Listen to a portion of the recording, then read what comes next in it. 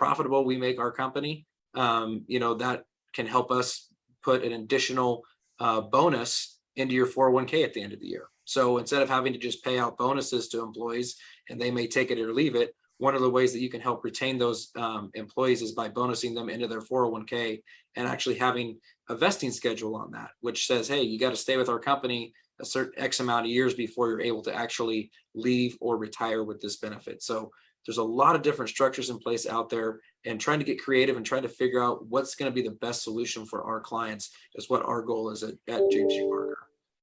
Yeah, and the great thing too is, again, when we talk about insurance, obviously insurance can be very expensive, but there are some solutions such as voluntary benefits that employers can actually implement. So again, they can offer a dental vision plan, and that could be 100% employee paid. But again, what the employers are doing is they're giving employees the option to enroll in dental vision, and they may not have those options outside of their employer. So again, there are several solutions out there that will cost the employer very little to nothing. Right. And cost-wise, that's why those benefits are so important, Marvin. You hit it on the head, because it's not just, it's the cost to go to the doctor. Making sure you have a good insurance plan in place can really, be the tipping point on keeping an employee or not. If I have some employees that, have any sort of continuous, chronic illness that a lot of people have, a lot of people take prescription drugs, a lot of people see the doctor a lot for, chronic conditions, those benefit plans and making sure those benefits are good and affordable for not only your employer, but the employee are so huge. And so Marvin does a great job of putting that all out there for, the employer and helping them keep their employees and making them happy. So. Well, let's talk about that a little bit more, because I know I've heard from our clients, shop owners, that one of their biggest concerns with attempting to provide benefits to their employees, and most of them are, below 25 employees, it's not something that they're required to do, but they want to do it because it's a great way to retain good employees and they feel it's the right thing to do, but they feel like it's too expensive and too complicated to make that step.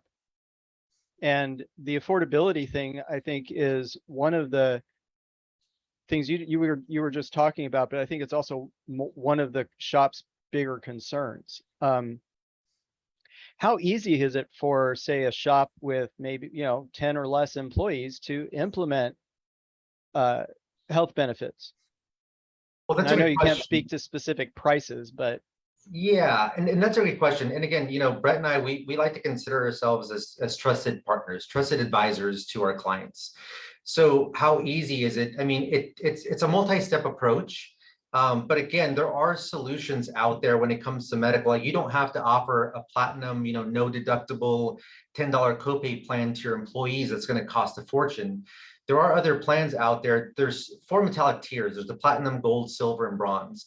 So employers can implement a silver tier plan that might have a deductible of $1,300 with a copay of $35, $45. That's going to be less expensive than a platinum plan. On top of that, we talked about there are solutions where there might be some limited networks available. So now you're taking the cost of insurance down significantly. So again, it isn't something we can talk about numbers, because right, every employer is unique, right? It depends on their ages, where they reside, all these things. However, there are solutions out there, and that's why what Brett and I do is we like to have these conversations with business owners. Insurance isn't a one size fits all type of thing. It's very specific to a owner. So we like to have these conversations with them, like, let's take a look at your census. Let's take a look at your workforce. How many full-time employees do you have? What are their ages? What do you think you can afford? And then what we do is we go to the marketplace and then we present different solutions. So that way they can at least have an idea of the costs.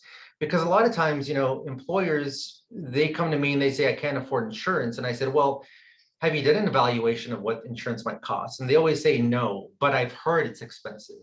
So it's one thing to hear it's expensive, it's another thing to see it. And again, it's our job to provide multiple solutions out there for almost any price point for employers. That's great. Okay. So one question just on this is because I know this is a thing that's probably everybody that's listening is, because we have shops all over the United States. Now, do you get anybody across the United States? Yes, we are licensed in all 50 states. Okay, great. And so I know we're talking a lot about medical insurance and everything right now, but this may be a question for Brett, but or both of you on here, but there's other benefits that you can get out of your shops. As like you said, the 401k, retirement planning for you, yourself as a shop owner, but also for your employees.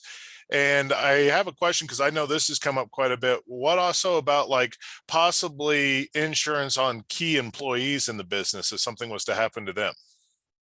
Yeah, absolutely.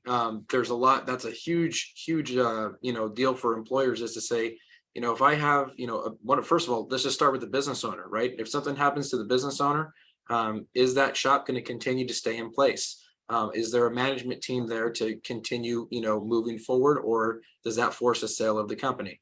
When you are able to insure not only the shop owner, but maybe, your key foreman or your key shop manager, someone that's going to continue to run that business, you want to make sure the business is protected by being able to provide some sort of insurance policy to say, hey, if something were to happen to this person, there's going to be some liquidity that can become into the business and help manage the business over the next couple of years while we replace that key employee.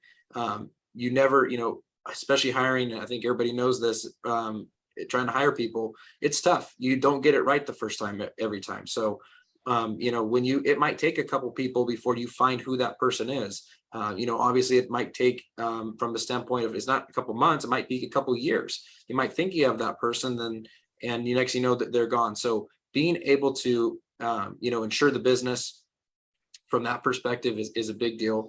And in addition to that, David, you can also insure from a disability perspective.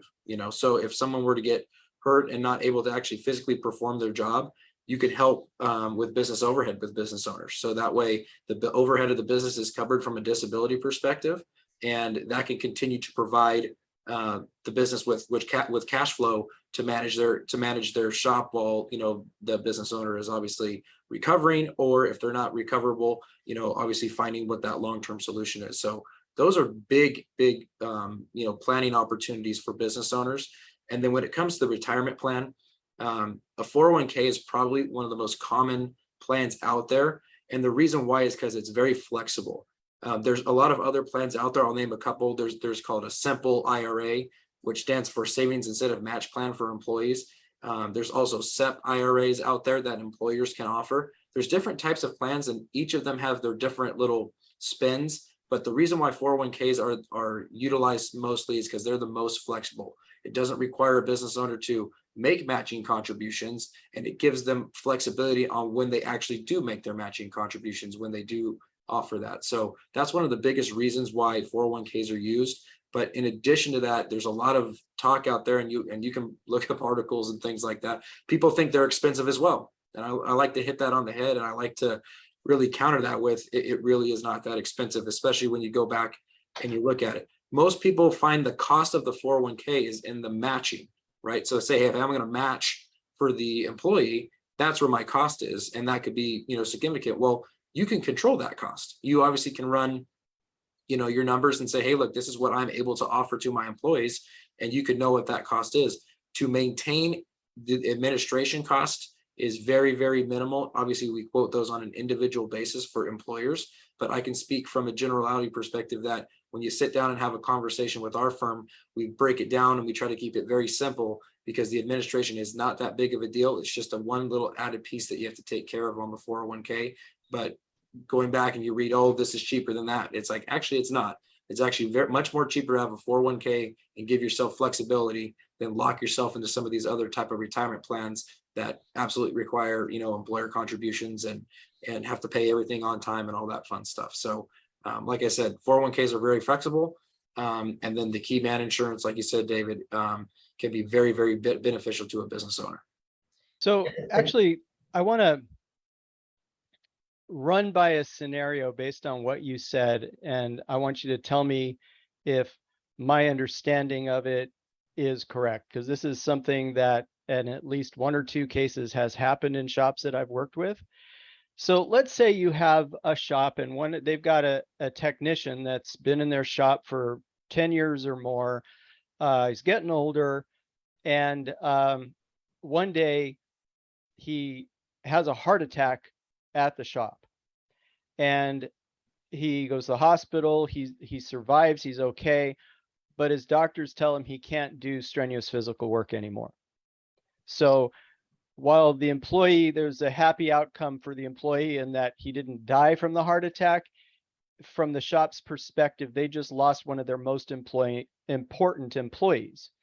And if that shop had had a key man insurance policy, then it would have paid out whatever the amount of the policy was, and the shop would have been able to supplement their cash flow or make up for the work that person couldn't do anymore until they could hire a suitable replacement.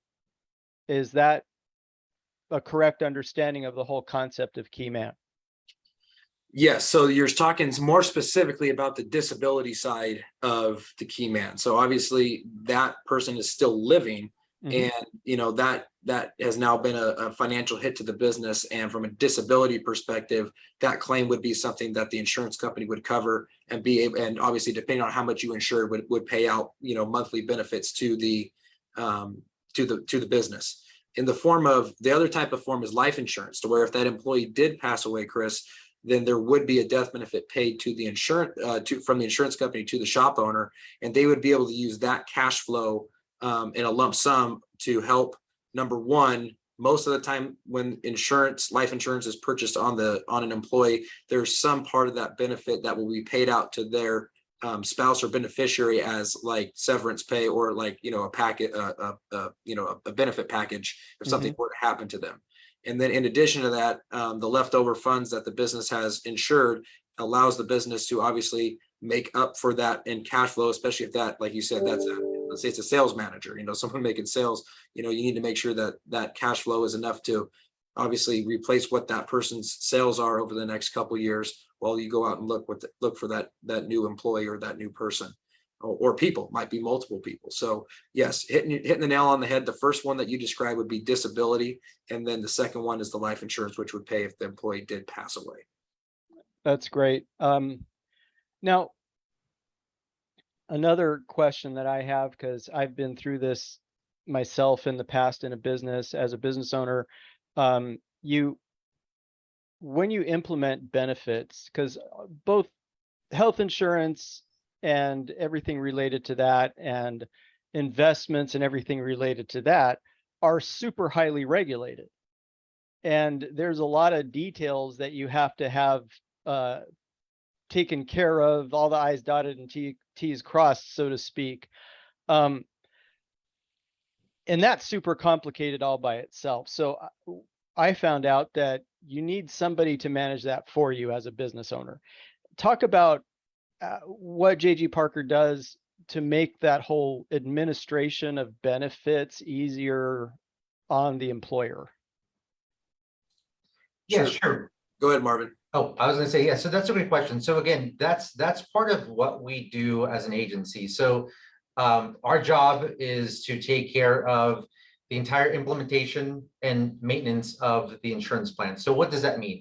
So that means our job as your broker is to go out and do an annual analysis of the marketplace to see if you have the best option available to you. On top of that, we offer an employee advocacy program for the employees of the company. So the next thing is, do employees have questions? And when they have questions, Chris, as a business owner, they probably went to you and like, you maybe didn't have the answer, right? When they came to you and they said, hey, Chris, guess what? I went to the doctor and I got this bill for $1,000. Like, what do I do with it? Well, that's what we do. We take care of that. So we have an employee advocacy program where the employees of our clients, they can call us directly, and we can help them with various things where we can explain how the benefits actually work. We can help them with finding a doctor. Whenever they do receive a bill, we can help out. We can, number one, verify, is that bill accurate? And if it's not accurate, then what we'll do is we'll go back to the insurance company and make sure that it gets processed correctly.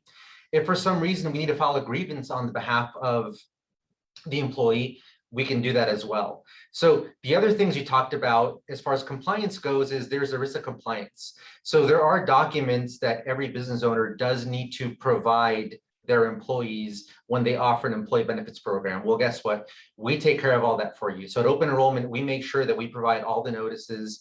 We make sure that we also provide you COBRA to make sure that you're in compliance with COBRA. So we do all of that for you. In addition to that, there are other services that we provide our clients. We also provide HR support. So that's another big question that comes up for business owners is whenever they need to either terminate someone, hire someone, they may not know the actual process of how that's done. We don't know that either because we're insurance brokers. But what we do is we provide our clients with HR support. So they have access to an HR expert that they can call and they can ask any question that they want. The good thing is, again, these are experts. They have 12 to 15 years experience in human resources.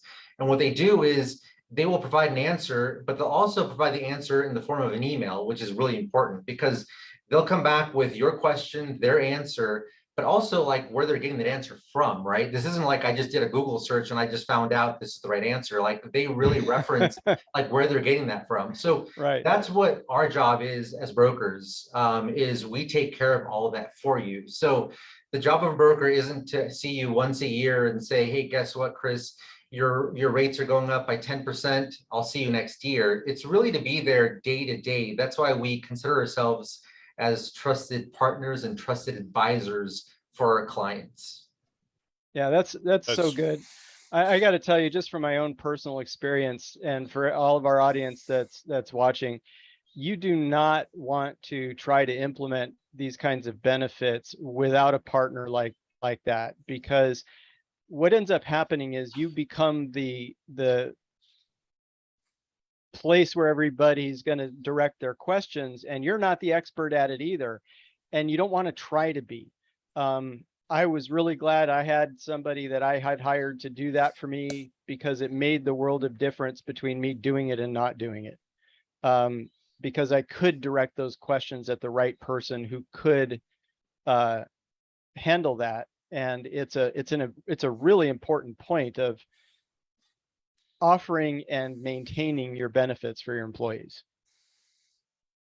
Yeah, no, absolutely. And again, I know a lot of shop owners, they don't have a dedicated HR person who has that expertise, right? Right. We typically work with a lot of office managers, right? And they kind of wear so many hats. So that's why, again, they hire us for that reason. So we can kind of take over that process, help out with questions, work with the employees, because again, it all comes back to investment, right, Chris? So when you are paying a significant amount of money for insurance, you want to make sure that your employees understand what they have, and you want them to utilize that, right? Otherwise, there's no return on your investment. Right. And without educating them and letting them know what they have, you're not going to retain or hire the workforce that you're looking for. Great. That's awesome. Yeah, so there's a big thing coming up. Like I said, we are coming up on our time for the day, but I know both Brett and Marvin will be at the expo, so it's a great time to sit down, talk with them, see what they can do to help your business.